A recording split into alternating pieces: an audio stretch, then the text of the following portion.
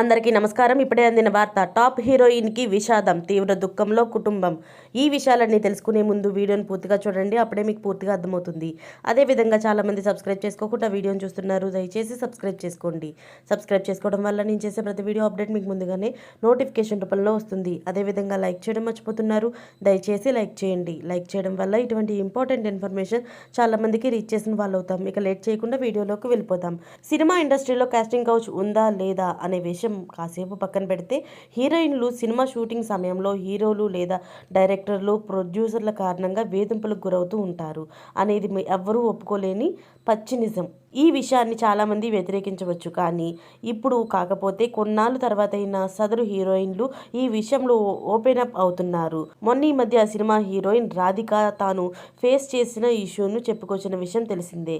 ఇవాళ గోవా ఫిల్మ్ ఫెస్టివల్లో పాలు పంచుకున్న ఖుష్బూ తాను ఎదుర్కొన్న ఓ విషయం గురించి మాట్లాడుతూ, నన్ను ఓ సీనియర్ హీరో సైకిల్ గ్యాప్ ఇస్తావా అని అడిగాడు.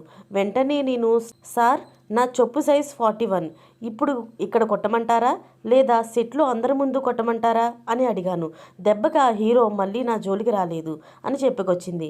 ఖుష్బూ తెలుగులో కంటే తమిళంలో ఎక్కువ నటించింది కాబట్టి ఆ సీనియర్ హీరో ఎవరు అనేది గెస్ చేయడం కష్టమే. అయితే ఇదే ఖుష్బూ గతంలో చిన్మయి తనను మైరమత్తు మొలెస్ట్ చేశాడని ఆరోపించినప్పుడు కనీసం కంప్లైంట్ కూడా తీసుకోలేదు, స్పందించలేదు కూడా.